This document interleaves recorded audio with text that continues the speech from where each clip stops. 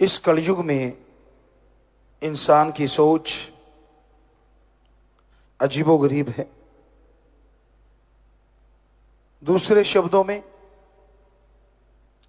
इंसान नेगेटिव ज्यादा सोचता है, पॉजिटिव बहुत कम। और इस नेगेटिविटी ने इंसान को कहीं का नहीं छोड़ा।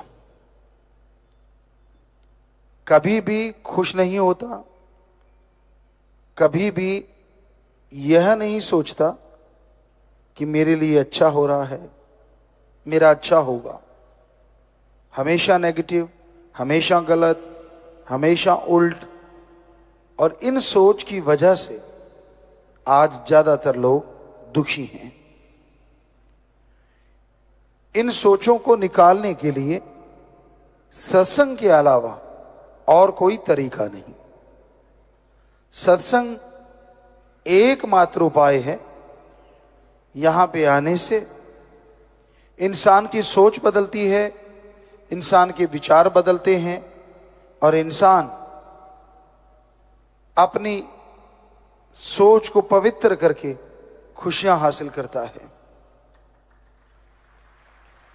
सत्संग में राम का नाम बताया जाता है, सत्संग में सच का पाठ पढ़ाया जाता है। तो इंसान सत्संग सुने, अमल करे तो जन्मों जन्मों की मैल उतर जाया करती है। अपने अंतःकरण की सफाई के लिए बेहद जरूरी है राम का नाम जपना। जब तक आप राम का नाम नहीं जपते, आपका अंतःकरण साफ नहीं होगा। और जब तक हृदय साफ नहीं, तो सतगुरु उस मालिक के नूरी स्वरूप को आप नहीं देख सकते, नहीं जान सकते। इंसान को हमेशा एक बात याद रखनी चाहिए कि पीर फकीर इस संसार में भला करने आते हैं। वो कभी किसी का बुरा कर नहीं सकते। इंसान के कर्म ऐसे होते हैं जो कई बार संतों की कही बात भी बुरी लगती है, या यूं कहो कि सुनने में उसका मन कुछ का कुछ करता है। संतों का तो एक ही काम होता है, सबका भला करना, सबके भले के लिए मालिक से प्रार्थना करना। जो इंसान संत पीर फकीर के वचनों को सुन के 100% अमल कर लेते हैं, उनका भला भी हाथों हाथ होना शुरू हो जाता है। क्योंकि संत कहते हैं राम का नाम जपो, संत कहते हैं सबका भला मांगो, संत कहते हैं परहित परमार्थ करो, तन से, मन से, धन से दीन दुखियों की मदद करो। तन, जैसे आप कोई भी कार्य करते हैं, काम धंधा करते हैं, उसमें से कमाई करें और कुछ हिस्सा दीन दुखियों की मदद में लगाएं। या किसी बीमार को उठाया अपने तन से, हॉस्पिटल पहुंचा दिया, तो ये तन से आपकी सेवा हो गई। जो भी हार्ड वर्कर हैं वो शरीर से ही तो करते हैं सारा वर्क, और उसमें कुछ हिस्सा दीन दुखियों की मदद के लिए लगाते रहो अपने हाथों से। या बीमार को उठा के लेके जाना, ये भी बहुत बड़ी बात होती है। आप उठा के ले जा रहे हैं, चाहे अपनी गाड़ी में या कहीं भी हॉस्पिटल पहुंचाते हैं, बचे ना बचे वो राम जाने, लेकिन आपने अपना कर्तव्य निर्वाह किया, वो जरूरी है। तो इस तरह तन की बहुत सारी सेवा है। किसी अंधे को अपना हाथ पकड़ा के रास्ता पार करवा दिया, तो ये भी आपने तन से किया। मन की सेवा ये सबसे मुश्किल होती है। सत्संग में बैठ के संतों की बात को ओपन माइंड से सुनना, पहले से नहीं कुछ बना के आना, मेरे पे व्याख्या होगी, तेरे पे होगी, फलाने पे होगी। ऐसा सोच सोच के आप अपनी भक्ति खत्म करते रहते हैं और हासिल कुछ नहीं होता। खुले दिमाग से बैठो। अगर आपको लगता है कि आपके ऊपर असर हो रहा है, तो आपको कहा जा रहा है, तो उसको बदलो जो आप में कमी है। संत कोई आपको डराने के लिए या आपको धमकाने के लिए या आपका बुरा करने के लिए नहीं कहते। संत कोई भी बात कहते हैं उसमें आपका भला होता है। कई बार आदमी इतनी ईगो कर लेता है, इतना अहंकार कर लेता है, उसे याद ही नहीं रहता राम का नाम भी जपना है, ईश्वर की भक्ति भी करनी है। तो संत उसे समझाते हैं, सिखाते हैं कि नहीं, ईश्वर को याद करो, मालिक की भक्ति करो, तभी खुशियां आएंगी। तो संतों का काम होता जीवों को समझाना। ये बेपरवाह जी ने भजन में लिखा है कि संत इस दुनिया में सबका भला करने आते हैं, सबको समझाने आते हैं। उनकी जिंदगी का मकसद होता है पूरे समाज का भला करना, किसी एक दो चार का नहीं, पूरे संसार का। चाहे उन्हें कोई मानने वाला हो चाहे ना मानने वाला, उनका तो एक ही मकसद होता है कि उस भगवान की प्रजा कैसे सुखी रहे।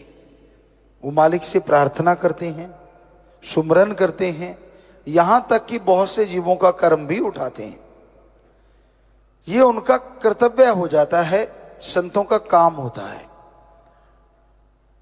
और संतों के वचनों को सुनो और अमल करो, यानी उनको मानो। कई बार जीव नहीं मानते, संत समझाते रहते हैं, रब का नाम जपा करो भाई, सेवा किया करो भाई, नहीं करते, नहीं राम का नाम जपते, तो परेशानियां आ जाती हैं, दुख मुसीबतें सामने खड़े हो जाती हैं। संत बोले सहज सुभाए, संत का कहा बिरथा न जाए। यानी संत पीर फकीर अगर अचानक भी कह दें तो उनका कहा हुआ व्यर्थ नहीं होता, उसका कोई मतलब होता है। और संत जिसको सिखाएं उसको तो 100% सीखना चाहिए। उसके लिए तो इससे बड़ा भाग्य की बात और क्या हो सकती है, इससे बड़ी नसीब की बात क्या हो सकती है। तो उसको सीखना चाहिए और उन बातों को दिलो दिमाग में बसा लेना चाहिए कि हाँ मुझे यह करना है, हाँ मुझे इस तरह से जिंदगी जीना है। तो संतों की बात सुन के अमल करना सीखो। सत्संग में बैठना बड़ी बात है। आप चल के आते हैं, सत्संग सुनने आते हैं, कोई सतगुरु राम के इश्क में आके बैठते हैं, पर बहुत ऐसे भी होते हैं जो अपनी इच्छाएं लेके आते हैं, जिसे कहते हैं मन्नत, कि भाई ये मेरी मन्नत पूरी हो जाए, ये मेरी बात पूरी हो जाए तो मैं सत्संग सुनूंगा, अगर मेरा ये हो गया तो फिर मैं ज्यादा सुन। तो इसमें एहसान क्या है भाई? पहले तो बात ये है, आप ज्यादा सुनोगे तो उसका और ज्यादा फायदा लेके जाओगे। आप इस पे ये तो नहीं कह सकते कि जी देखो भगवान, मैं तेरी सत्संग सुनने आया और मुझे इतना कुछ मिला तो मैं 10 और सुनूंगा, तो उसमें 10 का और 1000 गुना तेरे को ही फायदा मिलने वाला है। ना तेरे से कोई पैसा, ना तेरे से कोई चढ़ावा, पर जब सुनते हो तो अमल करना सीखो। सुनते रहना, ये नहीं है कि उसका फायदा नहीं है, 100% आगे आत्मा के लिए कोई रुकावट खड़ी नहीं होगी जो ज्यादा सत्संग सुनते हैं और जो सत्संग के आशिक होते हैं। लेकिन सुन के अमल करना बेहद जरूरी होता है। सुन के वचनों को मानना जरूरी होता है। सुन के मानते नहीं, वो दुखी होते हैं, परेशान होते हैं, उन्हें तकलीफ आती रहती है। तो संतों के वचन सुन के अमल करना सीखो। जो आपकी जिंदगी का रास्ता है उस पे चलना सीखो। सेवा करो, सुमरन करो और मालिक से मालिक की औलाद का भला मांगते हुए आगे बढ़ते जाओ। यकीनन मालिक आपका भला ही नहीं करेंगे बल्कि आपके आने वाली कुलों का भी उद्धार जरूर कर देंगे। धन धन सतगुरु तेरा ही आशा। सभी साध संगत जी से निवेदन है कि मेरा चैनल जरूर सब्सक्राइब करें जी। धन धन सतगुरु तेरा ही आसरा।